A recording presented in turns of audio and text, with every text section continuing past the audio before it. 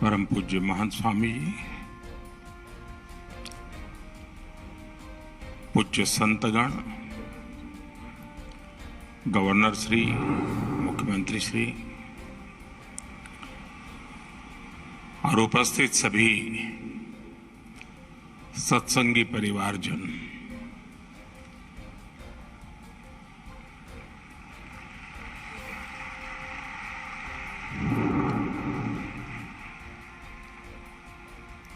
ये मेरा सौभाग्य है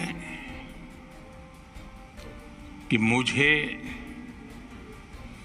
इस ऐतिहासिक कार्यक्रम में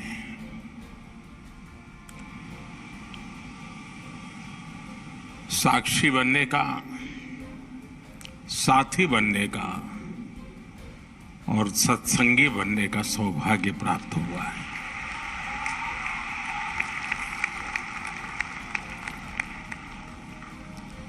इतने बड़े स्तर पर और एक महीने भर चलने वाला ये कार्यक्रम, और मैं नहीं मानता हूं ये कार्यक्रम सिर्फ संख्या के हिसाब से बड़ा है, समय के हिसाब से काफी लंबा है, लेकिन यहां जितना समय मैंने बिताया, मुझे लगता है कि यहां एक दिव्यता की अनुभूति है।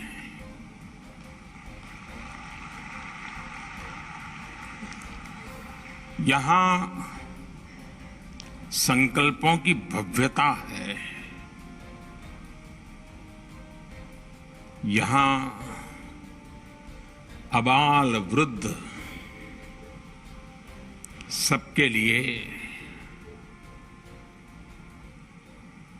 हमारी विरासत क्या है, हमारी धरोहर क्या है,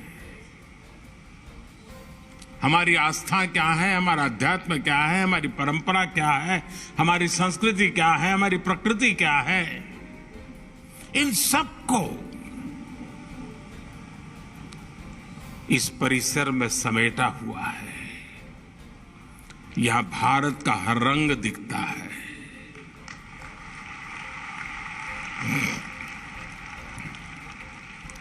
मैं इस अवसर पर सभी पूज्य संतगण को इस आयोजन के लिए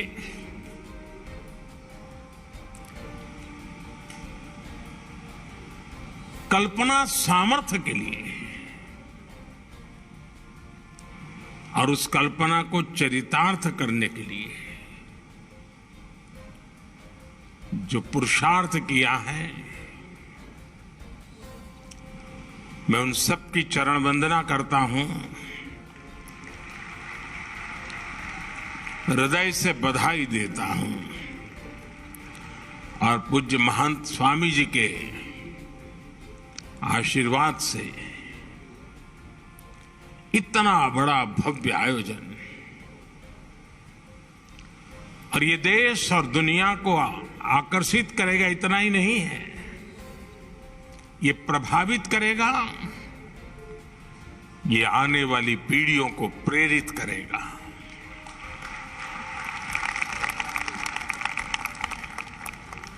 पंद्रह जनवरी तक पूरी दुनिया से लाखों लोग मेरे पिता तुल्य पूज्य प्रमुख स्वामी जी के प्रति श्रद्धा व्यक्त करने के लिए यहां पधारने वाले हैं। आप में से शायद बहुत लोगों को पता होगा, यूएन में भी, संयुक्त राष्ट्र में भी प्रमुख स्वामी जी के शताब्दी समारोह मनाया गया और ये इस बात का सबूत है कि उनके विचार कितने शाश्वत हैं, कितने सार्वभौमिक हैं और जो हमारी महान परंपरा संतों के द्वारा प्रस्थापित वेद से विवेकानंद तक जिस धारा को प्रमुख स्वामी जैसे महान संतों ने आगे बढ़ाया, वो वसुधैव कुटुंबकम की भावना आज शताब्दी समारोह में उसके भी दर्शन हो रहे हैं। ये जो नगर बनाया गया है, यहां हमारे हजारों वर्ष की हमारी महान संत परंपरा, समृद्ध संत परंपरा, उसके दर्शन एक साथ हो रहे हैं। हमारी संत परंपरा किसी मत, पंथ, आचार, विचार सिर्फ उसको फैलाने तक सीमित नहीं रही है। हमारे संतों ने पूरे विश्व को जोड़ने, वसुधैव कुटुंबकम के शाश्वत भाव को सशक्त किया है। और मेरा सौभाग्य है, अभी ब्रह्म बिहारी जी स्वामी कुछ न अंदर की बातें भी बता दे रहे हैं।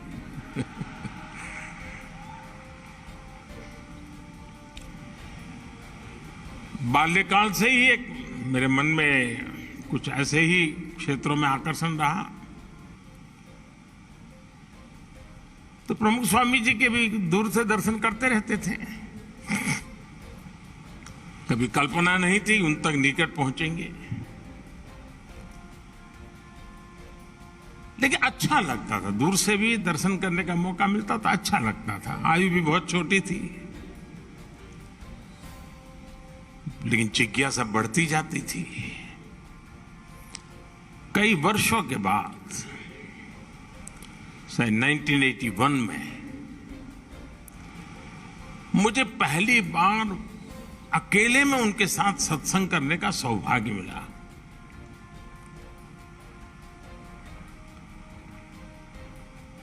और मेरे लिए सरप्राइज था कि उनको मेरे विषय में थोड़ी बहुत जानकारी उन्होंने इकट्ठी करके रखी थी।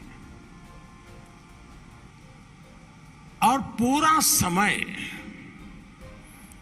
न कोई धर्म की चर्चा, न कोई ईश्वर की चर्चा, न कोई अध्यात्म की चर्चा, कुछ नहीं। पूरी तरह सेवा, मानव सेवा, इन्हीं विषयों पर बातें करते रहे। वो मेरी पहली मुलाकात थी, और एक एक शब्द मेरे हृदय पटल पर अंकुरित होता जा रहा था।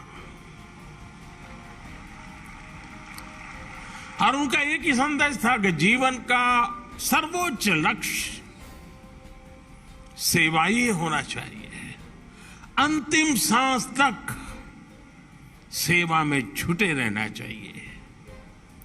हमारे यहां तो शास्त्र कहते हैं, नर सेवा ही नारायण सेवा है, जीव में ही शिव है।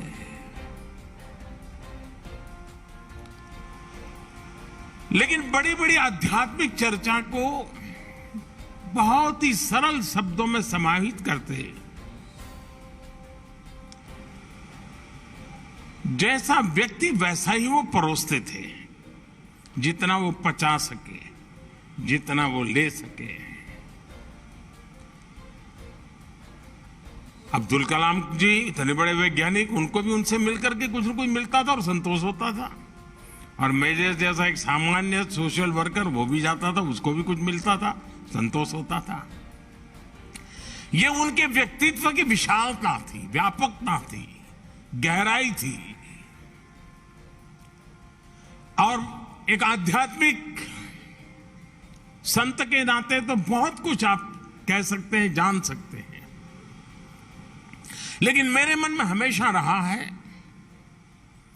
कि वे सच्चे अर्थ में एक समाज सुधारक थे, वे एक रिफॉर्मिस्ट थे। और हम जब उनको अपने अपने तरीके से याद करते हैं, लेकिन एक तार मुझे जो हमेशा नजर आता है, हो सकता है उस माला में अलग अलग मणके हमको नजर आते, मोती नजर आते होंगे, लेकिन अंदर का जो तार है वो एक प्रकार से मनुष्य कैसा हो, भविष्य कैसा हो, व्यवस्थाओं में परिवर्तनशीलता क्यों हो, अधिष्ठान आदर्शों से जुड़ा हुआ हो, लेकिन आधुनिकता के सपने आधुनिकता की हर चीज को स्वीकार करने वाले हो। एक अद्भुत संयोग, एक अद्भुत संगम। उनका तरीका भी बड़ा अनूठा था। उन्होंने हमेशा लोगों के भीतर की अच्छाई को प्रोत्साहित किया। कभी ये नहीं कहा भाई तुम है ऐसा करो, ईश्वर का नाम लो ठीक हो जाएगा। नहीं, होगी तुम्हारी कमियां होगी, मुसीबत होगी, लेकिन तेरे अंदर ये अच्छाई है, तुम उस पर ध्यान केंद्रित करो। और उसी शक्ति को वो समर्थन देते थे, खाद पानी डालते थे। आपके भीतर की अच्छाइयां ही आपके अंदर आ रही पनप रही बुराइयों को वहीं पर खत्म कर देगी। ऐसा एक उच्च विचार और सहज शब्दों में वो हमें बताते रहते थे। और इसी माध्यम को उन्होंने एक प्रकार से मनुष्य के संस्कार करने का, संस्कारित करने का, परिवर्तित करने का माध्यम बनाया। सदियों पुरानी बुराइयां जो हमारे समाज जीवन में, ऊंच नीच भेदभाव, उन सबको उन्होंने खत्म कर दिया। और उनकी व्यक्तिगत स्पर्श रहता था और उसके कारण संभव होता था। मदद सबकी करना, चिंता सबकी करना, समय सामान्य रहा हो या फिर चुनौती का काल रहा हो। पूज्य प्रमुख स्वामी जी ने समाज हित के लिए हमेशा सबको प्रेरित किया, आगे रह करके, आगे बढ़ करके योगदान दिया। जब मोरबी में पहली बार मच्छू डैम की तकलीफ हुई, मैं वहां वॉलेंटियर के रूप में काम करता था। हमारे प्रमुख स्वामी, कुछ संत, उनके साथ सत्संगी, सबको उन्होंने भेज दिया था और वो भी वहां हमारे साथ मिट्टी उठाने में काम में लग गए थे, डेड बॉडीज का अग्नि संस्कार करने में काम में लगे थे। मुझे याद है 2012 में मुख्यमंत्री पद की शपथ लेने के बाद मैं उनके पास गया। आमतौर पर मैं मेरे जीवन के जो भी कई महत्वपूर्ण पड़ाव आए होंगे, प्रमुख स्वामी के पास अवश्य गया। शायद बहुत कम लोगों को पता होगा, मैं 2002 का चुनाव लड़ रहा था। पहली बार मुझे चुनाव लड़ना था, पहली बार नामांकन भरना था और राजकोट से मैं उम्मीदवार हो रहा था। तो वहां 2 संत मौजूद थे। मैं जब वहां गया तो उन्होंने मुझे एक डिब्बा दिया। मैंने खोला तो अंदर एक पेन थी। उन्होंने कहा कि प्रमुख स्वामी ने भेजा है, आप जब नामांकन में हस्ताक्षर करेंगे तो इस पेन से करना।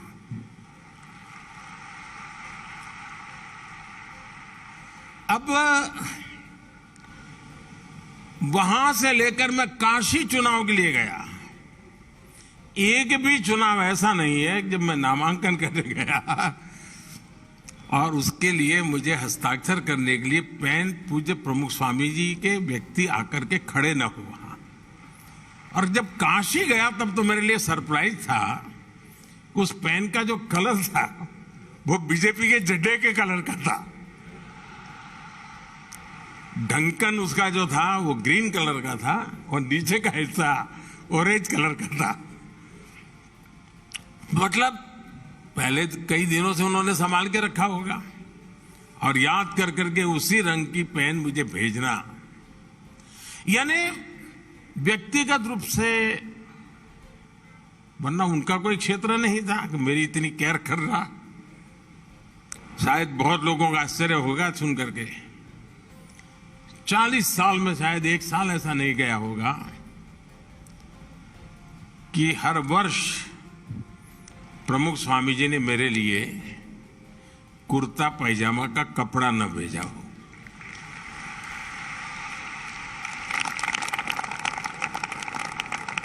और ये मेरा सौभाग्य है। और हम जानते हैं बेटा कुछ भी बन जाए, कितना ही बड़ा बन जाए, लेकिन मां बाप के लिए तो बच्चा ही होता है।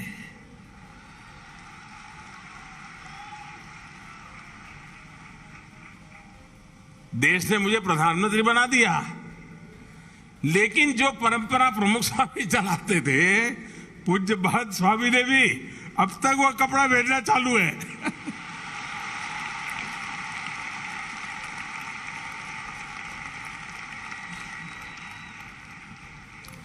यानी ये अपनापन, और मैं नहीं मानता हूं कि ये संस्थागत पीआरशिप का काम है, नहीं, एक आध्यात्मिक नाता था, एक पिता पुत्र का स्नेह था, एक अटूट बंधन है। और आज भी वो जहां है होंगे,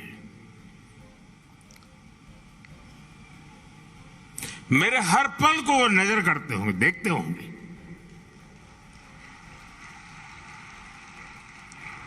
बारीकी से मेरे काम को जांचते होंगे।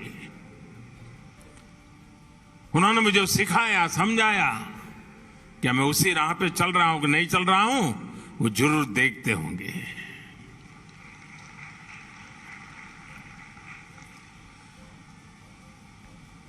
कच्छ में भूकंप,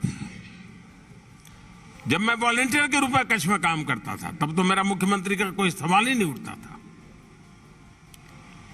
लेकिन वहां सभी संत मुझे मिले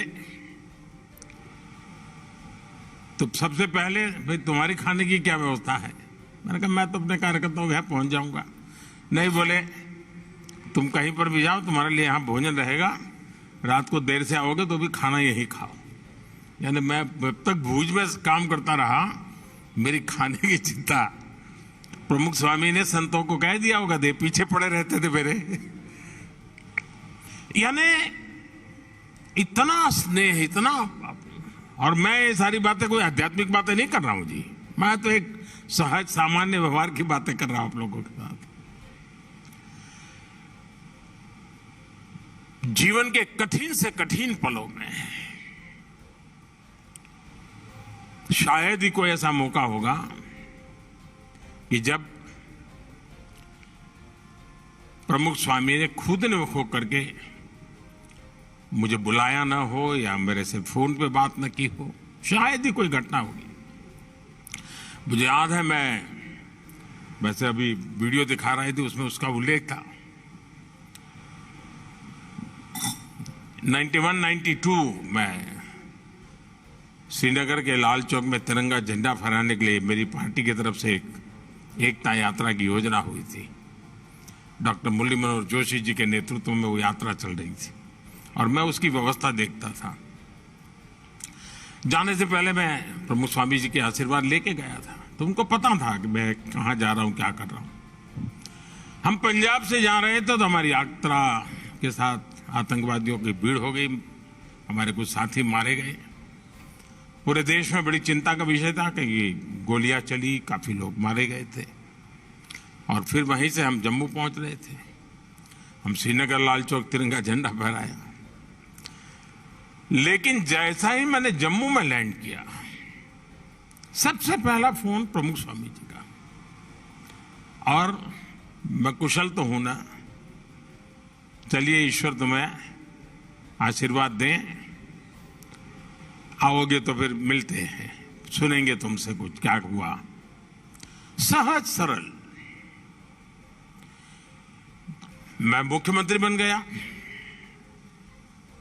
अक्षरधाम के सामने ही 20 मीटर की दूरी पर मेरा घर, जहां सीएम निवास था, तो मैं वहां रहता था। और मेरा आने जाने का रास्ता भी ऐसा कि जैसे ही निकलता था तो पहले अक्षरधाम शिखर के दर्शन करके ही मैं आगे जाता था। तो सहज नित्य नाता, और अक्षरधाम पर आतंकवादियों ने हमला बोल दिया। तो मैंने प्रमुख स्वामी जी को फोन किया, इतना बड़ा हमला हुआ है, इतने लोगों, मैं हैरान था जी। हमला अक्षरधाम पे हुआ है, संतों पर क्या बीती होगी, गोलियां चली नहीं चली, किसको क्या, सारी चिंता का विषय था, क्योंकि एकदम से धुंधला सा वातावरण था। ऐसी संकट की घड़ी में इतना बड़ा आतंकी हमला, इतने लोग मारे गए थे। प्रमुख स्वामी जी ने मुझे कहा फोन किया तो, अरे भाई तेरा घर तो सामने ही है, तुम्हें कोई तकलीफ नहीं है ना? अरे मैंने कहा बापा, इस संकट की घड़ी में आप इतनी स्वस्थता पूर्वक मेरी चिंता कर रहे हैं? उन्होंने कहा देख भाई, ईश्वर पे भरोसा करो, सब अच्छा होगा। ईश्वर सत्य के साथ होता है। यानी कोई भी व्यक्ति हो, ऐसी स्थिति में मानसिक संतुलन, स्वस्थता, ये भीतर की गहन आध्यात्मिक शक्ति के बिना संभव नहीं है जी। जो प्रमुख स्वामी ने अपने गुरुजनों से और अपनी तपस्या से सिद्ध की थी। और मुझे एक बात हमेशा याद रहती है, हम लोगों को, मुझे लगता है कि वो मेरे लिए पिता के समान थे, आप लोगों को लगता होगा हम आपके गुरु थे, लेकिन मुझे एक और बात की तरफ मुझे ध्यान जाता है। और जब दिल्ली अक्षरधाम बना तब मैंने इस बात का उल्लेख भी किया था, क्योंकि मुझे किसी ने बताया था कि योगी जी महाराज की इच्छा थी कि यमुना के तट पे अक्षरधाम का होना जरूरी है। अब उन्होंने तो बातों बातों में, योगी जी महाराज के मुंह से निकला होगा, लेकिन वो शिष्य देखिए जो अपने गुरु के इन शब्दों को जीता रहा। योगी जी तो नहीं रहे, लेकिन वो योगी जी के शब्दों को जीता रहा, क्योंकि योगी जी के सामने प्रमुख स्वामी शिष्य थे। हम लोगों को गुरु के रूप में उनकी ताकत दिखती है, लेकिन मुझे एक शिष्य के रूप में उनकी ताकत दिखती है कि अपने गुरु के उस शब्द को उन्होंने जीकर दिखाया। और यमुना के तट पर अक्षरधाम बना करके आज पूरे दुनिया के लोग आते हैं तो अक्षरधाम के माध्यम से भारत की महान विरासत को समझने का प्रयास करते हैं। ये युग के लिए किया हुआ काम है, ये युग को प्रेरणा देने वाला काम है। आज विश्व में कहीं पर भी जाइए, मंदिर हमारे यहां कोई नई चीज नहीं है, हजारों साल से मंदिर बनते रहे हैं, लेकिन हमारी मंदिर परंपरा को आधुनिक बनाना, मंदिर व्यवस्थाओं को आध्यात्मिकता और आधुनिकता को मिलन करना, मैं समझता हूं कि एक बड़ी परंपरा प्रमुख स्वामी जी ने प्रस्थापित की। बहुत लोग हमारी संत परंपरा के बड़े, नई पीढ़ी के दिमाग में तो पता नहीं क्या क्या कुछ भर दिया जाता है। ऐसा ही मानते हैं। पहले के तो जमाने में कहावत चलती थी, मुझे माफ करना सब सत्संगी लोग, पहले से कहा था भाई साधु बनना है तो संत स्वामीनारायण के बनो, फिर लड्डू बताते थे। यही कथा चलती थी, भाई साधु बनना है तो स्वामीनारायण का बनो, मौज रहेगी। लेकिन प्रमुख स्वामी ने संत परंपरा को जिस प्रकार से पूरी तरह बदल डाला, जिस प्रकार से स्वामी विवेकानंद जी ने रामकृष्ण मिशन के द्वारा संन्यास्त जीवन को सेवा भाव के लिए एक बहुत बड़ा विस्तार दिया, प्रमुख स्वामी जी ने भी संत यानी सिर्फ स्व के कल्याण के लिए नहीं है, संत समाज के कल्याण के लिए हैं। और हर संत को उसलिए उन्होंने तैयार किया। यहां बैठे हुए हर संत किसी न किसी सामाजिक कार्य से निकल करके आए हैं, और आज भी कोई न कोई सामाजिक कार्य का काम उनके जिम्मा है। सिर्फ आशीर्वाद देना और तुमको मोक्ष मिल जाए ये नहीं है। जंगलों में जाते हैं, आदिवासियों के बीच में काम कर रहे हैं, एक प्राकृतिक आपदा हुई तो वॉलेंटियर के रूप में जीवन खपा देते हैं।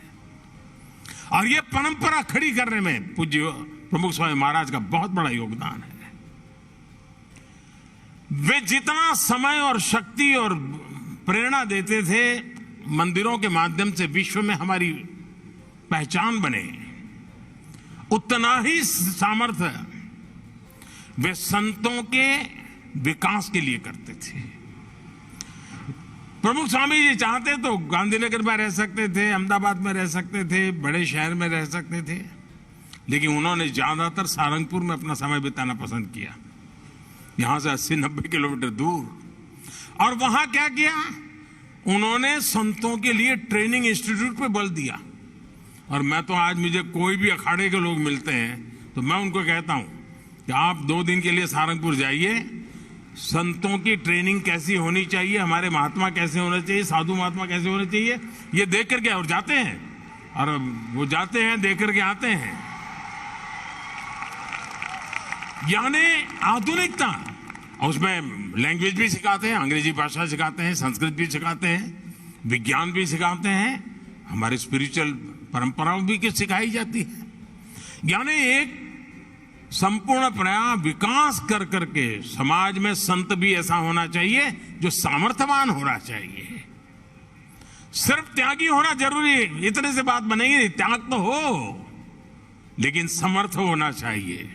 और उन्होंने पूरी संत परंपरा जो पैदा की है, जैसे उन्होंने अक्षरधाम मंदिरों के द्वारा विश्व में एक हमारी भारत की महान परंपरा को परिचित करवाने के लिए एक माध्यम बनाया है, वैसे उत्तम प्रकार की संत परंपरा का निर्माण में भी पूज्य प्रमुख स्वामी जी महाराज ने एक इंस्टीट्यूशनल मैकेनिज्म खड़ा किया है। वो व्यक्तिगत व्यवस्था के तहत नहीं, उन्होंने इंस्टीट्यूशनल मैकेनिज्म खड़ा किया है। इसलिए शताब्दियों तक व्यक्ति आएंगे जाएंगे, संत नए नए आएंगे, लेकिन ये व्यवस्था ऐसी बनी है कि एक नई परंपरा की पीढ़ियां बनने वाली हैं। ये मैं अपनी आंखों के सामने देख रहा हूं।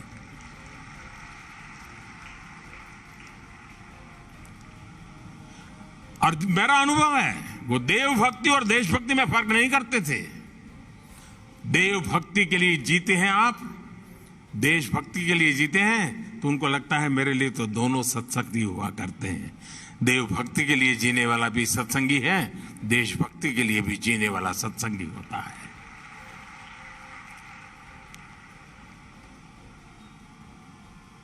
आज प्रमुख स्वामी जी की इस शताब्दी का समारोह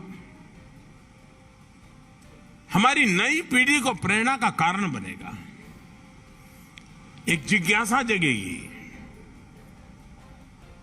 आज के युग में भी, और आप प्रमुख स्वामी जी के डिटेल में जाइए, कोई बड़े बड़े तकलीफ हो ऐसे कोई उपदेश नहीं दिए उन्होंने, सरल बातें की,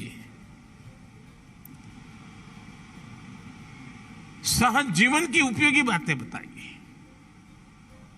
और इतने बड़े समूह को जोड़ा। मुझे बताया गया 80,000 वॉलेंटियर्स हैं। अभी हम आ रहे थे तो प्रमुख स्वामी जी हमारे ब्रह्मविहारी जी मुझे बता रहे थे कि ये सारे स्वयंसेवक हैं और वो प्रधानमंत्री जी को गीट कर रहे हैं। मैंने कहा आप भी तो कमाल आदमी हो यार, भूल गए क्या? मैंने कहा वो स्वयंसेवक है, मैं भी स्वयंसेवक हूं, हम दोनों एक दूसरे को हाथ कर रहे हैं। तो मैंने कहा आप 80,000 में एक और जोड़ दीजिए।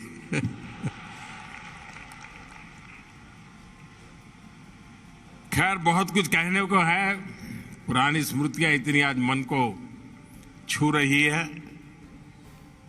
लेकिन मुझे हमेशा प्रमुख स्वामी की कमी महसूस होती रही है।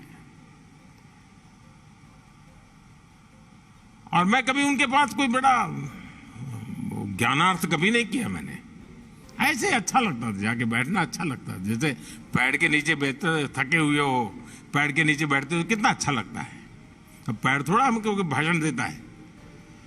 मैं प्रमुख स्वामी के पास बैठता था, ऐसा ही लगता था जी, एक बट वृक्ष की छाया में बैठा हूं, एक ज्ञान के भंडार के चरणों में बैठा हूं। पता नहीं मैं इस चीजों को कभी लिख पाऊंगा कि नहीं लिख पाऊंगा, लेकिन मेरे अंतर्मन की जो यात्रा है, वो यात्रा का बंधन ऐसी संत परंपरा से रहा हुआ है, आध्यात्मिक परंपरा से रहा हुआ है। और उसमें पूज्य योगी जी महाराज, पूज्य प्रमुख स्वामी महाराज और आज पूज्य महंत स्वामी महाराज, बहुत बड़ा सौभाग्य है मेरा कि मुझे ऐसे सात्विक वातावरण में, तामसिक जगत के बीच में अपने आप को बचा करके काम करने का ताकत मिलती रहती है, लेकिन निरंतर प्रभाव मिलता रहता है। और इसी के कारण राजसी भी नहीं बनना है, तामसी भी नहीं बनना है, सात्विक बनते हुए चलते रहना है, चलते रहना है, चलते रहना है। आप सबको बहुत बहुत शुभकामनाएं। जय स्वामीनारायण। मीडिया के साथियों का बहुत बहुत स्वागत है। आज हम सबके लिए बड़ा हर्ष का पल है कि भारतीय जनता पार्टी परिवार में 4 और बहुत महत्वपूर्ण लोग मेघालय से जुड़ने जा रहे हैं। हम आप सभी का स्वागत करते हैं। इस ज्वाइनिंग के अवसर पर हम लोगों के मध्य हमारे आसाम के बहुत ही लोकप्रिय यशस्वी मुख्यमंत्री हिमंता बिस्वा शर्मा जी हम लोगों के साथ हैं। हमारे नॉर्थ ईस्ट के प्रभारी राष्ट्रीय प्रवक्ता संबित पात्रा जी हम लोगों के मध्य हैं। हमारे राष्ट्रीय सचिव और नॉर्थ ईस्ट के सह प्रभारी भाई ऋतुराज सिन्हा जी हम लोगों के मध्य हैं। और जो 4 महत्वपूर्ण लोग हमारे आज भारतीय जनता पार्टी के सदस्य बन रहे हैं, भारतीय जनता पार्टी परिवार में शामिल हो रहे हैं। आप श्री बैंडिक माराक जी, जो कि इस जो वर्तमान विधानसभा है इसके सदस्य हैं, और श्री हिमालय सेपलिंग जी, श्रीमती फरलिन संगमा जी, श्री सेंगोल संगमा जी, आप 4 लोग भारतीय जनता पार्टी को में शामिल हो रहे हैं। आप चारों लोग जो वर्तमान विधानसभा है उसके सदस्य रहे हैं और हम आप चारों का स्वागत करते हैं। सबसे पहले मैं हिमंता बिस्वा शर्मा जी से आग्रह करता हूं कि बैंडिक माराक जी को भारतीय जनता पार्टी की सदस्यता की पर्ची और बुके देकर उनका पार्टी में स्वागत करें। भारतीय जनता पार्टी के राष्ट्रीय सचिव और नॉर्थ ईस्ट के सह प्रभारी मैं ऋतुराज जी से मेरा आग्रह है कि वह मीडिया के साथियों को संबोधित करें। मित्रों, आज के इस शुभ अवसर पर आप सबका स्वागत है। जैसा कि हम सभी जानते हैं, फरवरी 2023 में आने वाले कुछ ही महीनों में नॉर्थ ईस्ट में मेघालय प्रदेश का चुनाव होना है और भारतीय जनता पार्टी के मेघालय संगठन के अध्यक्ष जी अर्नेस्ट माउरी जी के नेतृत्व में मेघालय की जनता के बीच में भारतीय जनता पार्टी के कार्यकर्ता पूर्णतः सक्रिय होकर सर्वव्यापी सर्वसमावेशी कैंपेन चला रहे हैं। घर घर तक को मोदी जी के विकास यात्रा से, मोदी जी के डेवलपमेंट के स्लोगन से जोड़ने का प्रयास बड़े तरह से चल रहा है। भारतीय जनता पार्टी का campaign Modi for development, BJP for Meghalaya, इस स्लोगन के साथ भारतीय जनता पार्टी का कैंपेन पूरे जोर शोर से चल रहा है। और आज हमारे लिए एक बहुत विशेष अवसर है कि मोदी जी के विजन फॉर नॉर्थ ईस्ट, जो मोदी जी की नॉर्थ ईस्ट को लेके करबद्धता है, कटिबद्धता है, जो मोदी जी लगातार नॉर्थ ईस्ट में विकास कार्यों का संचालन कर रहे हैं, उनके नेतृत्व में नॉर्थ ईस्ट में अमूलचूल परिवर्तन हो रहा है। उस विकास की यात्रा से जुड़ने के लिए मेघालय भी पूर्णतः तैयार है। और आज हमारे बीच मोदी जी के विजन, मोदी जी की कमिटमेंट, मोदी जी के नेतृत्व और भारतीय जनता पार्टी के संगठन की शक्ति को देखते हुए हमारे राष्ट्रीय अध्यक्ष माननीय जगत प्रकाश नड्डा जी के नेतृत्व को देखते हुए आज हमारे 4 विधायक, मेघालय असेंबली के 4 विधायक बेनेडिक्ट मराक जी, हिमालय शाम्पलियांग जी, फरलिन संगमा जी और सैम्यूल संगमा जी, ये 4 लोग भारतीय जनता पार्टी का सदस्य हुए हैं। मुझे पूरा विश्वास है कि इनके आने से पार्टी को और मजबूती मिलेगी। और भी भारी मात्रा में लोग इच्छुक हैं पार्टी से जुड़ने के लिए। हम सभी को साथ लेकर एक मजबूत कैंपेन खड़ा करेंगे और हमें पूरा विश्वास है कि मेघालय की जनता का आशीर्वाद इस बार भारतीय जनता पार्टी को बड़ी मात्रा में मिलने वाला है। आप सबका धन्यवाद है। संबित पात्रा जी से आग्रह है कि अपना संबोधन करें। धन्यवाद आदरणीय अनिल बलूनी जी, मीडिया इंचार्ज एवं राज्यसभा के सदस्य। और हम सब के लिए गर्व का विषय है कि नॉर्थ ईस्ट को जिस प्रकार से माननीय यशस्वी मुख्यमंत्री आसाम हेमंत बिश्व शर्मा जी का गाइडेंस मिलता है, आज वो हमारे बीच में यहाँ मौजूद है और उनके गाइडेंस में एक बहुत महत्वपूर्ण ज्वाइनिंग प्रोग्राम आज भारतीय जनता पार्टी में हुआ है और मैं हेमंत दा को बहुत बहुत धन्यवाद देता हूं। हमारे साथ अर्नस्ट माउरी, जो भारतीय जनता पार्टी मेघालय प्रदेश के अध्यक्ष हैं, वो मौजूद हैं, उनका स्वागत है। और बंधुगण, 4 ज्वाइनिंग हुई है, नाम बताया गया है, मगर उनके पॉलिटिकल सिग्नेचर्स क्या हैं, वो किस असेंबली से हैं और किस प्रकार से वो इस डेवलपमेंट के एजेंडे को आगे बढ़ाएंगे, थोड़ा मैं बताना चाहूंगा। मिस्टर बेनेडिक्ट आर मराक, इनकी कॉन्स्टिट्यूएंसी का नाम राक्सामरे है और ये पहले एनपीपी से थे। इनका पॉलिटिकल बैकग्राउंड है कि ये एक्स CEM ऑफ GHADC और करंट MLA, ये अभी MLA इसी सिटिंग हाउस के MLA थे और बहुत बड़े मार्जिन के साथ इनकी पिछली बार विधानसभा में जीत हुई थी। दूसरे हमारे साथ जो बंधु आज ज्वाइन कर रहे हैं, उनका नाम मिस्टर हिमालय शाम्पलियांग है और ये मैरिट्सनाम से हैं, कॉन्स्टिट्यूएंसी का नाम इनका, खासी ट्राइब को रिप्रेजेंट करते हैं और ये TMC तृणमूल कांग्रेस के विधायक हैं और आज तृणमूल त्याग करके भारतीय जनता पार्टी में इन्होंने ज्वाइन किया है। इनका स्वागत है।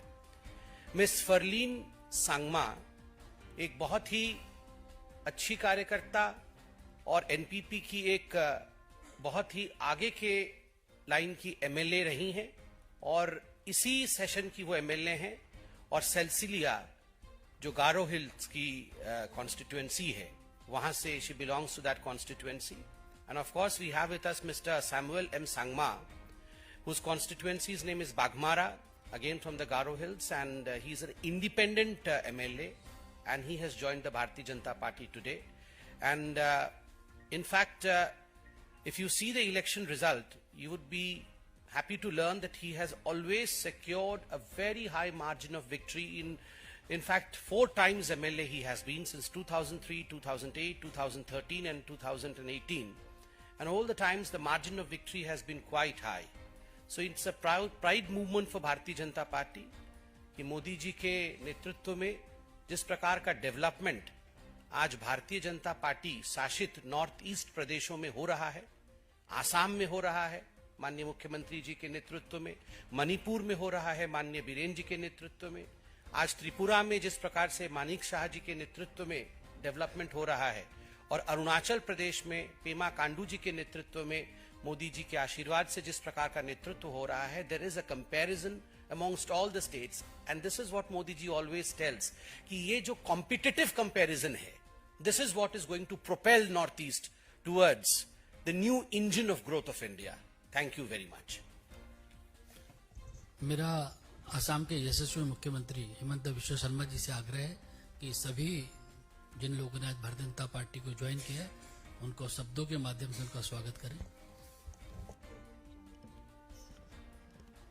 अनिल जी, संबित जी, ऋतुराज जी, हमारे मेघालय प्रदेश के अध्यक्ष अर्नेस्ट माउरी जी और सारो विधायक बंधुगण, हमारे लिए आज का दिन बहुत ही इम्पोर्टेंट है। 4 मौजूदा विधायक in Meghalaya assembly They have joined BJP today, and I think this is a very new beginning. You have seen that all these MLAs are very, very experienced. They are well respected, and they have decided to join in Bharatiya Janata Party today, reposing complete faith in the leadership of Prime Minister Narendra Modi. We all know that since 2014, Northeast has undergone a tremendous change, be in highway, be in railway, be in airway, be in e-way. Every sector today Northeast is progressing thanks to the visionary leadership of Prime Minister Narendra Modi. Today, Northeast has been mainstream completely. As a result, you have seen that in Northeast, 3 state government has elected twice consecutively for in favor of BJP. When everybody started their journey Northeast, people in Delhi thought that this is one of the accidental case. This is just a temporary phenomena. But now you have seen that government in Arunachal has repeated twice, government in Assam has repeated twice, and government in Manipur has repeated twice. And we won the election completely in the symbol of BJP under the leadership of Prime Minister Narendra Modi. So outreach is Northeast has become permanent. In many occasions I said that now the address of BJP become completely permanent in the Northeast. Taking that momentum further, we are preparing for the election of Tripura, Meghalaya and Nagaland. In regard to Meghalaya, in last house we had only 2 MLA. This time we are trying to secure as much as it possible. We are trying to form a government in the name of Bharatiya Janata Party by the BJP and expand our welfare program to completely to the entire Northeast region. Today we have our friends, they own in the tickets of NPP in the last election. We have one MLA who was with TMC, and of course one MLA who is a independent MLA in the House. All 4 have joined today, reposing faith in the Prime Minister leadership, in the leadership of our National President Sri Nadda ji.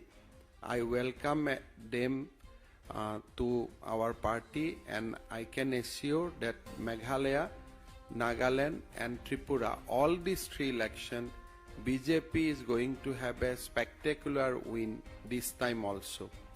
So I'll request Sri Himalayan Sampling to share his points, share this moment with all of you.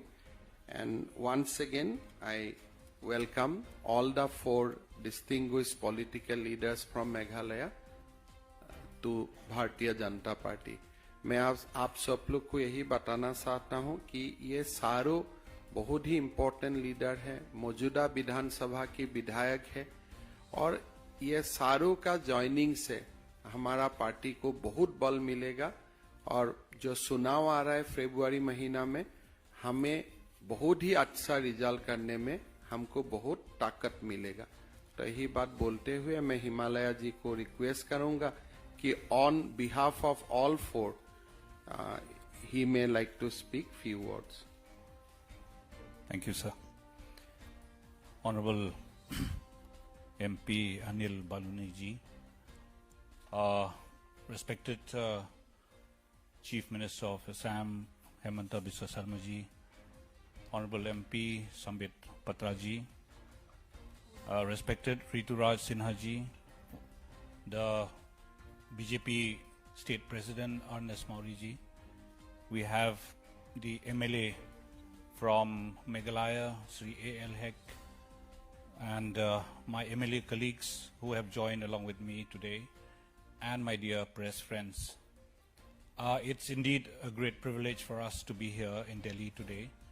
All the four of us have come to join this great party in this great nation. The great party, BJP, has really influenced all the four of us. And before the next elections that is coming in the month of February, we are all prepared to bring the name and the fame of the party of the BJP in the state of Meghalaya. We would like to tell the people of the country that in a place like Meghalaya, the party BJP is growing by the day, and it is getting more impressed by the developmental changes that has been brought in the country by none other than our great Prime Minister Narendra Modi ji. The dreams and the visions of Narendra Modi ji, the Honorable Prime Minister, has percolated down up to the grassroots, up to the villages of our state. I can say for sure that the people in my constituency are so aware and impressed by the developmental works that Modi ji has brought to the last mile possible in the village. That is going to bring a change in the coming elections. We are definitely going to take the message of the Prime Minister, the message of the party of BJP to the people of our own constituencies and to the people of the state. We need a change in Meghalaya, and that change can come only through the hands of our Honorable Prime Minister Modi. The party BJP has brought a lot of change in the Northeast. We could see Assam, for that matter, it is growing and growing by the day. Guwahati is becoming the fastest growing city in the country now. And we could see the changes. And these could be possible only because of the BJP. This could be possible only because of our Honorable Prime Minister Modi ji, who has a soft corner for the Northeast. And we could see other states growing. And that is why we should say that Meghalaya needs a change. And that change can be brought by us, and we will have to bring a change in the state of Meghalaya because our people need development. We need good roads, we need good bridges, we need good housing policies, and we need good education system, we need good health system. Therefore, all these can come only with the help of our Honorable Prime Minister Modi. Therefore, joining this party today, all four of us have made a commitment to serve the people under this banner of the party, to serve the people of the state under the dynamic leadership of our Honorable Prime Minister, under the dynamic leadership of our elder brother, Hemanta ji, who would be the guiding force for all of us in the state of Meghalaya. So therefore, we are very happy to be in this party. Thank you so much.